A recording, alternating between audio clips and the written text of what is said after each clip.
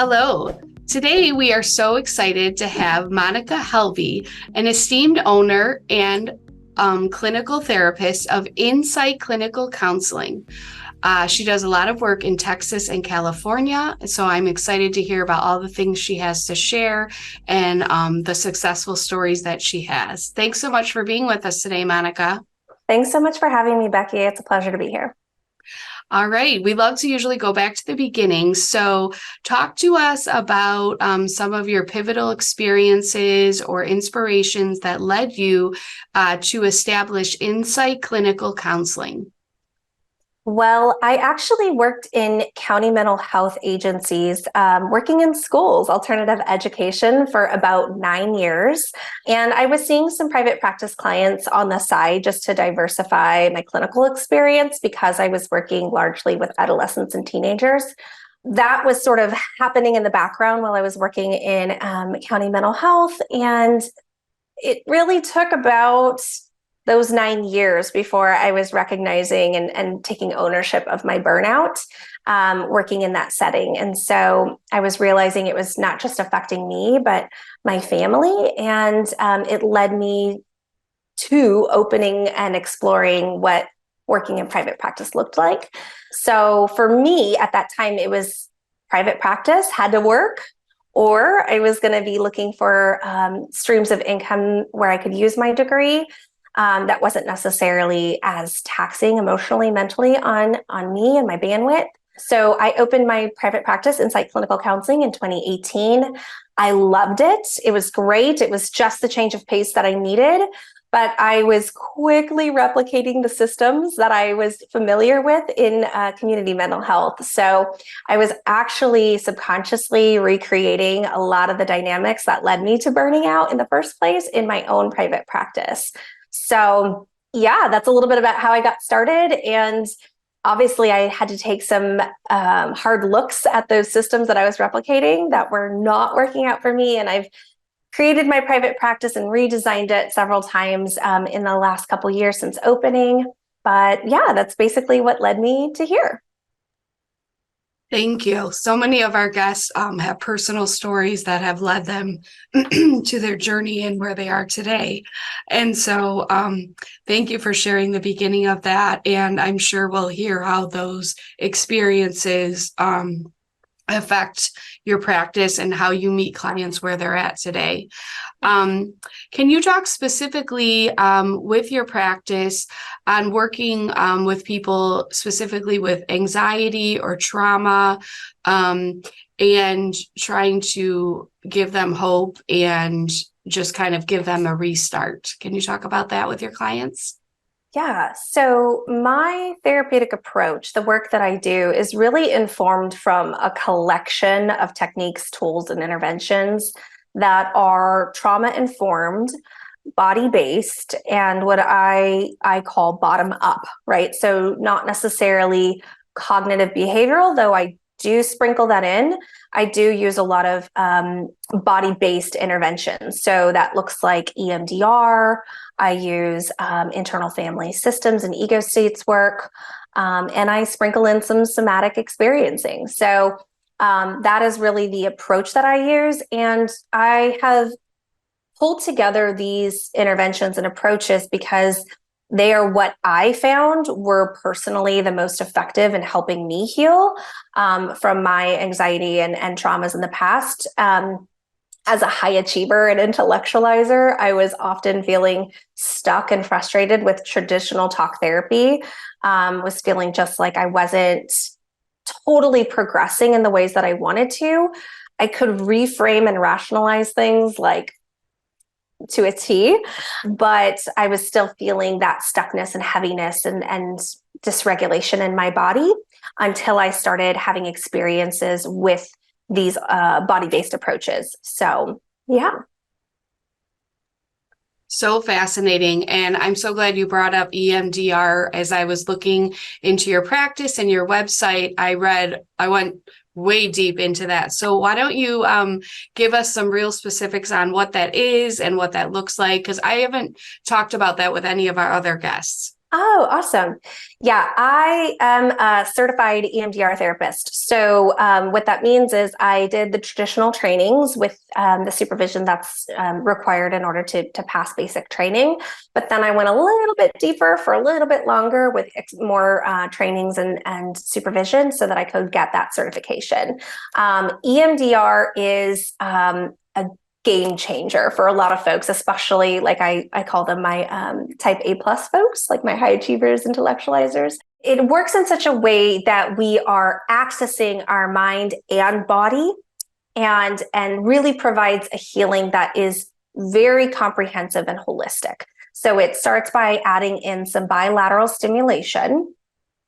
So that could look like eye movements, or sometimes your therapist might have tappers or tactile sensations that are bilateral. And it activates the brain so that it pulls that traumatic or painful past experience up into your working memory. The bilateral stimulation will actually help us to then rewire or reframe some of that negative cognition, and we get a lot more of an adaptive story when we close down that memory. So it's really fascinating. It was, like I said, a game changer in my own healing. And so once I got a hold of that, I was like, this is the missing piece of the puzzle. So a lot of my clients come to me looking for EMDR. Some will not know what it is totally, but they have absolutely gotten on board and just loved the results from it. They'll say to me like, can you just do the eye movement thing so I don't have to think this way anymore?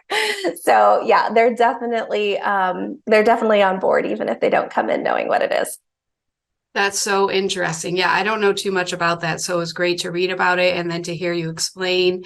And we know now from so much more research, those who have gone through trauma, how much it rewires the brain for the negative. So then to have this mode to help them go back and reset for the future is very cool. Yeah. Let's talk about, in a lot of your work and your writings and blogs, you mention a lot about meeting people where they're at and then going at their own pace. So talk to us about that and how goal setting may look different from client to client. Time spans may vary. How do you evaluate that when you take on a new client? Well, I will often tell my clients, so I'm Siri and you're the driver. So I will make suggestions about how to arrive at the destination that you desire, which would be like their therapeutic goals. But they will have to be the one who speeds up, slows down, makes a U-turn, exits when they're ready. And this is the approach that I take, being trauma informed. A lot of the work that I do with clients is invitational. It is with consent. So I'm asking for permission regularly. Like, how do you feel about talking about this right now? Are you open to this? Do we want to go there? Right. And I'm really inviting them to self-reflect and attune and say, yes, no, wait, I'm not ready. I'm feeling nervous, or whatever it is that's coming up for them, because I want them to feel empowered, but I also want them to grow in their self-trust. And parts of the ways that I do this is by teaching them how to attune to their body and the sensations, and learning when they need to slow down or learning when they need to speed up. And then feeling safe to communicate those needs to me in this session is really important to me. So this is all a really large part of being trauma-informed practitioner. And I will say, for anybody looking to do trauma work or work that is anxiety-based, but there may be some trauma roots to it, I would say working with a trauma-informed therapist is a game changer. Not just one that's trauma-informed, but maybe even trauma-trained would be an even better fit for that client, because they are going to be mindful of those things and have some of this language built into the sessions, where they're really asking the client to set the pace.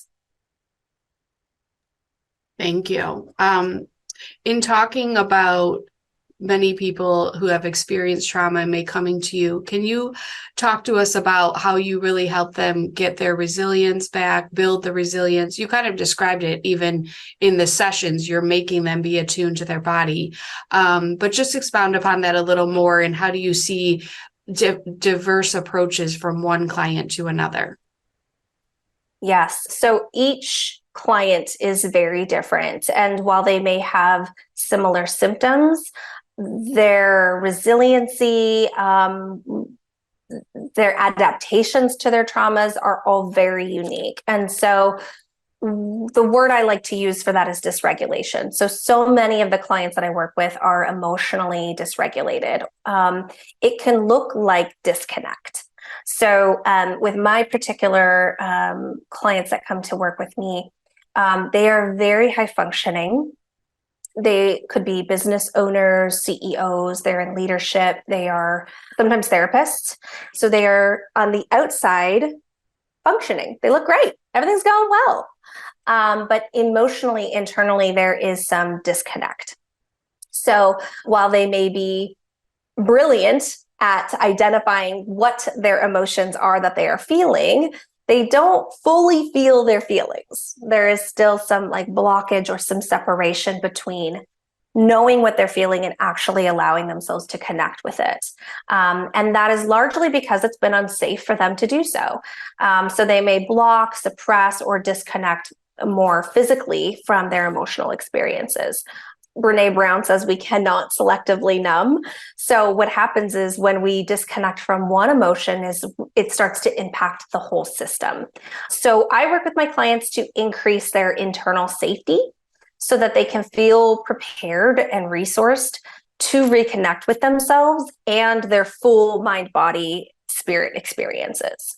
So that is one of the ways that I help them tap into more of their resiliency and to really grow in their personal and healing journey. Yeah. Thank you for those details. And I think it's always just helpful to hear that many therapists and oh, sorry about that. That, the most highest functioning people often in our world, they need an outlet as well. And all kinds of people need help, right? And Absolutely. we see that even in Hollywood too, right? People, so much, the pressures and all that.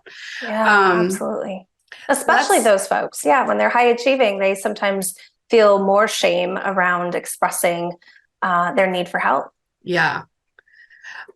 We haven't got to talk about how you are a licensed marriage and family therapist. So let's talk about that angle of your practice and just talk about how you got into that and how maybe you deal with that a little bit differently than just a single person who is dealing with their trauma. Just talk about the side parts of that. So I am a marriage family therapist, but ironically not a couples therapist or a family therapist, really. So marriage family therapy actually just means that in graduate school, I have additional trainings in couples and family systems that looks different than, say, like a psychology degree or a social work, master's in social work. They might have more trainings in like social justice or community-based interventions and outreach, grant writing, things like that. So my program is just a little bit more specialized in family systems and sometimes couples and family dynamics as well. I think that really helps me to support my individual clients in contextualizing where they were in their system. So because I have that extra training and background, even though I work with individuals, I understand how their unique experience played a part in the system and how their system also impacted them in their trauma, how it impacted them in what they perceived as their role in their family. A lot of my high achievers also have a big sense of responsibility, right? They feel that it is their job, it is their role to be the helper, to be the fixer, to be the caretaker. And so we look at not only where did that first start for them, but how was that a help? How did that support the family at that time, right? Oh, my sibling died, so I had to be the one who didn't fall apart. I had to be the strong one, right? So these are some of the narratives, the stories that they come in carrying. And they didn't make that up in their own little worlds. They made that up because they were in relationship to a system. So this is just the kinds of ways that I like to work with folks, is just getting them to see how they adapted to their traumas, how the narratives that they wrote at the time were so supportive of them, that were so adaptive for them at the time, might also be on this side of things, years, decades later, could now be over functioning for them. And this big sense of responsibility, or it's on me, I have to do it, I'm the one, could also be leading them towards burnout, or could be leading them towards resentment or disconnect, and how that could be affecting their present day relationships. That was such a great clarification to understand how you're licensed in one way, but it's not how it may appear. And then it's just part of the whole context. So that was really good and helps us see there's so many angles to this field. And Yes. I loved how you explained that. So thank you. Great. You did mention therapist burnout, and I know that you work with therapists, and that was a big part of your website. So definitely talk to us about that. What are you seeing? How are you helping? Anything you have to share. Yes. So apart from my Insight Clinical Counseling California, Texas license that I work with clients in therapy, I also have a coaching side of the house where I specialize in working with therapists who are experiencing burnout and are wanting to prevent or address burnout. I was just seeing a lot of parallels in terms of the individual clients I was working with in therapy, and a lot of the beliefs and narratives that therapists have just from colleague relationships and folks that I have mentored who are also therapists. And on that side of the house, burnout for those folks, therapists, again, it may not be as apparent. Like, we sometimes think burnout has to look like somebody who's frazzled or falling apart or just is disheveled, right? Like, well, zombie, the eyes are, droopy or whatever. And for a lot of folks who are high achieving, it looks very different. It might look like more mind-numbing activities at the end of the night, like doom scrolling or Netflixing or pouring an extra glass of wine. It may look like more disconnect, right? Saying no to invitations, turning down the normal activities that you enjoy doing. Maybe it's exercise, maybe it's hanging out with friends. There's this distancing or this slow disconnect that can sometimes be a signal of burnout. And so because it looks very different, sometimes the familiar strategies that we hear from coaches or other folks about burnout is, practice self-care, and for these particular individuals, it's like, well, I know what I should be doing, but I can't do it, right? Like, I know what I should be doing, but I'm just not doing it. And so it's not a matter of not knowing what to do when we're talking about burnt out therapists. It's a matter of understanding what is at the root, what is going on under the surface that is leading you, contributing to cycles of burnouts. Is it narratives of perfectionism? Is it these beliefs or core wounds around, I have to get it right or else it's on me to help this person and there's nobody else that can do this, right? Are these the kinds of things that we're saying to ourselves that are maybe contributing to us overextending, not having good boundaries, self-neglecting, right? Like, are these the core wounds that are driving me towards these cycles of burnout? And so that's what I like to help my clients on that coaching side of the house look at and find ways to identify what those roots are, but then also heal them. All right, so where do I sign up? Just kidding. No, the website was very easy. I always check on make contact, and of course it was very easy to fill out. But yeah, it's a huge thing. As we said earlier, people helping lots of people also sometimes need help. So you practice in California and in Texas, and we don't do this often, but I think it's kind of interesting to consider Are there different needs that you're seeing? Are there different legal things that are part of your ethical code that vary between those states? Are they very much the same? What are just some specifics that you might see? I personally love knowing about demographics and geography all around the country and world. So talk to us Yeah. about that. Well, I have to, again, just name the fact that I am one therapist with my set caseload. I can't speak for the needs of the entire states of California and Texas because I only know what I know from the people that I'm working with. So, the folks that I see in California, I will say this: California is one of the hardest states to get licensed in. So, their law and ethics exams, the requirement that they have for hours is actually one of the the most amount of hours that you have to get. Like, they're the most strict on some of the laws. They have the most laws, you know.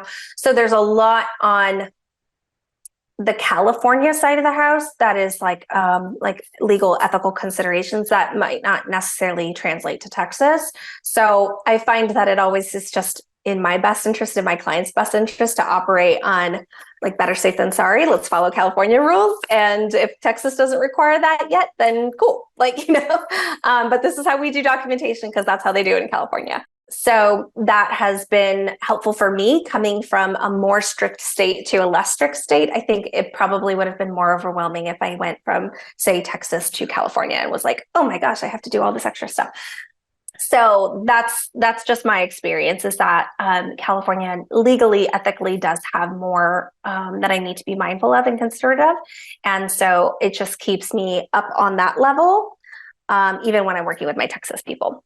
CEUs and things like that are relatively comparable. I think Texas has an extra section, like coursework required for human trafficking, that California doesn't, which is strange and interesting. But I've always liked those kinds of courses, so it's always just been of interest to keep that up. So comparable, but definitely California is more strict in a lot of ways legally.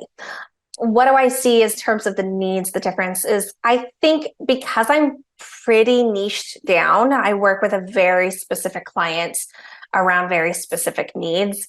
My clients generally share the same complaints and symptoms. I think, just zooming out a bit and talking with my colleague friends in California versus Texas, I think that in general, the experience has been that there are more people seeking mental health than ever before. There are fewer resources than ever before. There is more clinical burnout than ever before. And there's just a lot of dysregulation pretty much everywhere. There's a lot of tension and conflict in a lot of ways, social, economic.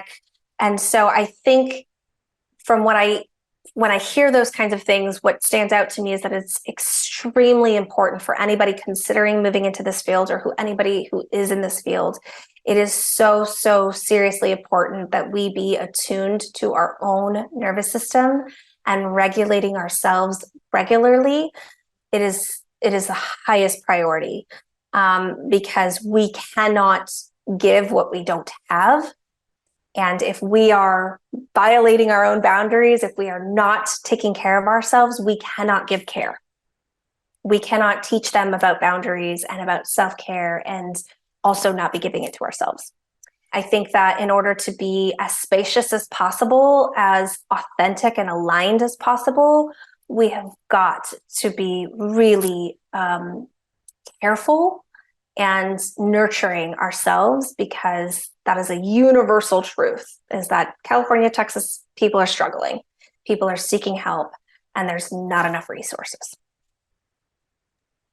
Thank you. That was, it's always good to hear even about laws and practices. And with so much telehealth, I think we're more aware of other states and what we would need to do to be there. So, and Yeah. for sure, that, yeah, everyone needs care, and it's it's like sad to say we have so much job security, but we do, but it's because it's just a hard time. But on the flip side, it's good that a lot of people are reaching out and it's becoming so much more normal. I work in Yes. an elementary and I'll have, second or third graders and they'll be like, well, when I went to see my therapist last week, they know all about it and they know the Yes. terms. And so that is a good side of it. Yeah. Absolutely. Absolutely.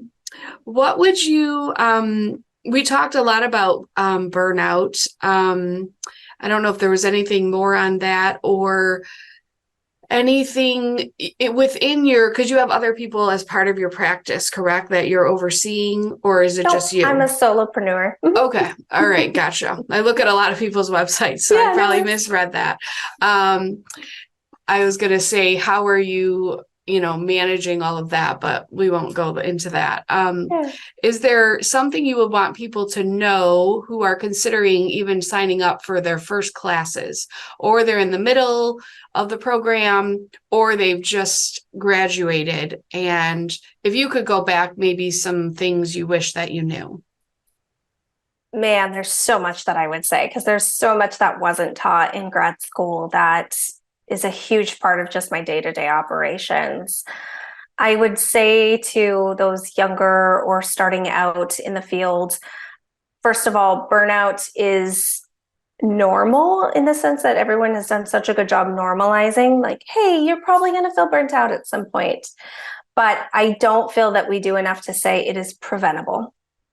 And the number one reason why therapists leave the field is, well, there's top two reasons is pay doesn't, they can't make a livable wage, and burnout. And for every therapist that leaves the field, there's not enough therapists that are coming out of grad school to replace them. I think the number was something like 13. For every 13 that leaves, there's one that replaces. We are absolutely in a mental health crisis, but there's a crisis within that mental health crisis, which is therapists burning out and leaving. So I would say you have got to take care of yourselves. And I know that sounds maybe like cheeky when you're in grad school, like, yeah, sure. After all these papers or after all this extra work that I'm doing, boundaries may not feel like something you can do when you are new to the field and you're just starting out in a job.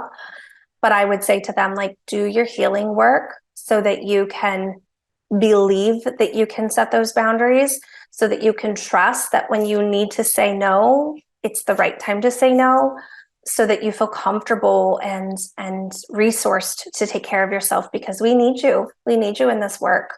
There's room here for you. There's plenty of work. So I would just really stress that there's such a need for you to be here, and we want you here, and do take care of yourselves. Thank you. Well, I had not heard that ratio. So 13-1, that is, It's yeah. staggering. Yeah. And I think, there is so much. I mean, not a ton of people, some people go on to get their masters, but a lot of people then go on to get doctorates or ongoing learning.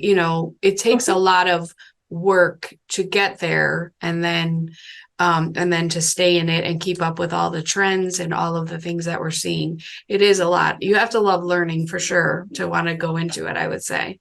Yes. Yeah. I saw one thing on the website. It said that you can incorporate principles of the Christian faith. I didn't know Yes. if you wanted to share about that. I'm here. I'd love to hear about that. Yes, sure. I am all about addressing the whole person. So that's mind, body, and spirit. And so for folks that are wanting that, who are open to that, I absolutely bring in my faith, and I'm very clear on what's mine and very open to exploring what's theirs. What is their definition? What does that look like for them? Spirituality is a huge resource when we bring that into the work. And it would be like not talking to, somebody of a diverse background about what it was like for them growing up in that culture. Like, spirituality, religion can sometimes be a culture that if we don't bring it in, if we don't acknowledge it, we are missing out again on where they stand within the system that they grew up in, that they identify in. So yes, I absolutely bring that in when wanted and needed. And I feel like it has been something that absolutely supports my clients in their healing. Great. Thank you for sharing that. We've had others share about their faith or different spiritual practices. So I definitely wanted to add that in as well. Yeah, thank you for inviting me to speak about that. Yeah. Is there anything else that you feel that we missed or that you wanted to share about your practice, or any last comments or ideas that you wanted our listeners to hear? So if you go to my website, businessofthriving.com, there's actually a quiz that you can take where you can self-assess or self-diagnose, to be, cheeky. You can diagnose if trauma could be running your practice. So you could start to look at the ways that, is there something here, some core beliefs, some painful past experience that's actually subconsciously driving me to recreating burnout in my own clinical experience. The way that we relate to our work is a relationship. So if we have any kinds of relational trauma, we will oftentimes bring some of that subconsciously into our work. And so I want to help folks be able to identify that up front as early as possible so that they can be mindful about it, do their work around it, and eliminate the threat, right? This is preventable. So yeah, that's where you can grab that freebie. I think that that's a good one. So check that out. Thank you. I did see that on there as well. And I think it's good to start that way because we all know the clients are doing the work. So are they going to initiate the first part of looking at themselves? So Yes. Appreciate that. Well, Monica, it's been awesome to talk to you today and all the work that you're doing. And I think there was something that popped up that you're part of some kind of thing that's about to launch as well. It actually just closed, the Thera bundle. Yes, Okay. All it right. ended on the 31st, so a couple days ago. All right. Yes, but look for it for next year. That's going to be an Okay. awesome way to grab a bunch of trainings for a Okay. great discount. This year there was 93 contributors, over $8,000 worth of training and resources for $100. So definitely stay connected with Tamara Howell. Her Thera bundle launched for the first time last year. This was her second year. And so I expect it to be even more fantastic next year. All right. Well, I'm glad we brought that up. We can look for that in the future. Yeah. We appreciate your expertise and your great advice, especially on burnout and just especially explaining EDMR. And just thank you for being here today. To our listeners, thank you so much for being a part of this podcast. We'd love to hear your comments and questions. We look forward to the future where we will have more interviews from all different parts of the field, the business side of therapy and counseling. Have a beautiful day.